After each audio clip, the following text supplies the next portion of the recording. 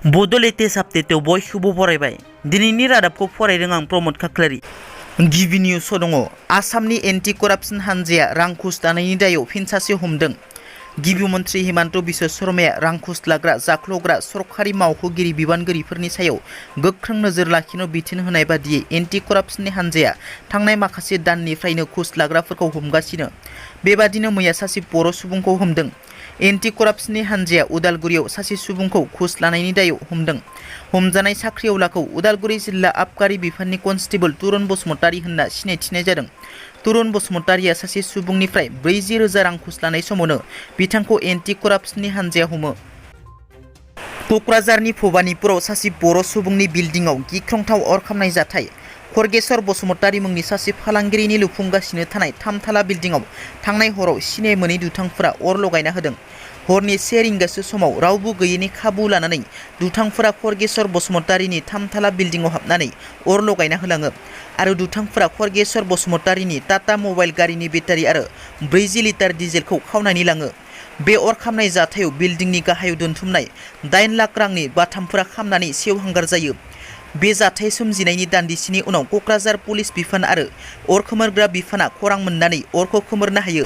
जाहोनाव बिल्डिंआ अर खामनायनिफ्राय रैखा मोनोब्लाबो बिल्डिंनि माखासे जायगाफोराव खहा जायो। बे जाथायनि सायाव क'क्राझार पुलिसआ नायबिजिरनायखौ जागायबाय होनना मिथिनो मोननाय जादों। मैया नैथि सान ISPL बादायनाया चिरांनि बिजनि गेलेमु गौथुमनि गेलेग्रा फोथाराव जालाङो। बे बादायनाया चाकमा अट'नमास काउन्सिल आरो गार' हिल्स अट'नमास काउन्सिलनि गेजेराव जायो। बे बादायनायाव चाकमा अट'नमास काउन्सिला 2 गल आरो गार' हिल्स अट'नमास काउन्सिला 5 गल सोनो हायो, जेराव गार' हिल्स अट'नमास काउन्सिला 3 गलनि फारागथियाव देरहासार जानो हायो।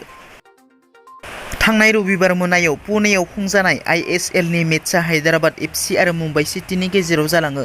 बे मेचआव बर'नि हाथरखि हलिचरन नार्जारिया हायद्राबाद FCनि जानानै गलसे सोनो हायो। गल सोनो हानानै बर'नि फिसा हलिचरन नार्जारिया गावनि खुसिखौ बयनोबो फोरमायनानै बुङो दि बे सेलेब्रेसनआ आंनि बिसिनि थाखाय। आंनि बिसिया 7 दाननि प्रेगनेन्ट, बिनि थाखायनो आं जर'खा सेलेब्रेसन खालामदों। प्लेन बानायनानै फैदोंमोन दि गल सोब्ला बिसिनि थाखायसो सोगोन होननानै। सिजफायराव थानाय NLFB हानजाया नैथि गायसनथाय सान फालिनो साखाफारा। फैगौ 12 अक्ट'बर खालि NLFB आफादआ आफादनि गायसनथाय सानखौ फालिनो लाहार फाहार खालामगासिनो। क'क्राझारनि सान्दामारियाव थानाय NLFBनि डिजेनेटेड केम्पआव सानसेनि मेहेरगोनां हाबाफारिनि गेजेरजों खुंफुंनाय जागोन। NLFBनि गाहाय नेहाथारि एन फानजारि बिथाङा रायजो राजाफोरखौ बर'नि आफादफोरखौ आरो बारग' NDP बिथांमोनखौ बे गायसनथाय सान फालिनायाव बाहागो लाफैनो थाखाय खावलायदों। लोगोसे बावैसो सान सिगां NDPनि गायसनगिरि आफादगिरि रन्जन दैमारिनि सायाव गोजौ बिजिरसालिया राय फोसावनायखौ दुखु मोननाय फोरमायदों आरो रन्जन दैमारि आरो जोबथेसालियाव थानाय गासै NDPनि दैदेनगिरि आरो केडारफोरखौ थाबैनो उदां अख्राङाव लाबोनांगौ होनना बुंथिदों आरो बर' रायजो राजाफोरा खौसे जानांगौ नङाब्ला गादब जानायनि लामायाव थांगासिनो दङ होनना बुंथियो। बेजों लोगोसे बे गायसनथाय सान फालिनायनि उनाव NLFBआ सरकारजों सावरायनाया स्पिडै थांबाय थागोन होनना बुंथिबावो। क'क्राझारनि फुकिरा ग्रामाव सासे सुबुंखौ बुनानै गाज्रियै जखम खालामदों सिनाय मोनै दुथांफोरा। क'क्राझार जिल्लानि फुकिरा ग्राम पुलिस थानानि सिङाव थानाय शक्ति आश्रमाव डिउटि मावबाय थानाय समावनो सासे हमगार्डखौ खर'आव बुनानै गोब्राब जखम खालामदों सिनाय मोनै दुथांफोरा। बुजानायनि जखम जानाय हमगार्डखौ महम्मद आली होननानै सिनायथिनाय जादों।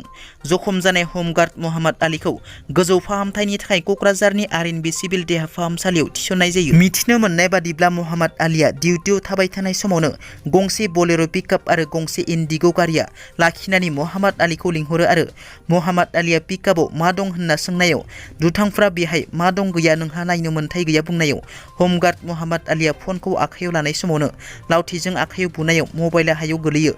मबाइला गोलैनायखौ दैखांनाय समावनो महम्मद आलीखौ हमख्रबनानै खर'आव गाज्रियै बुयो। दिनैनि रादाबा एसेनोसै।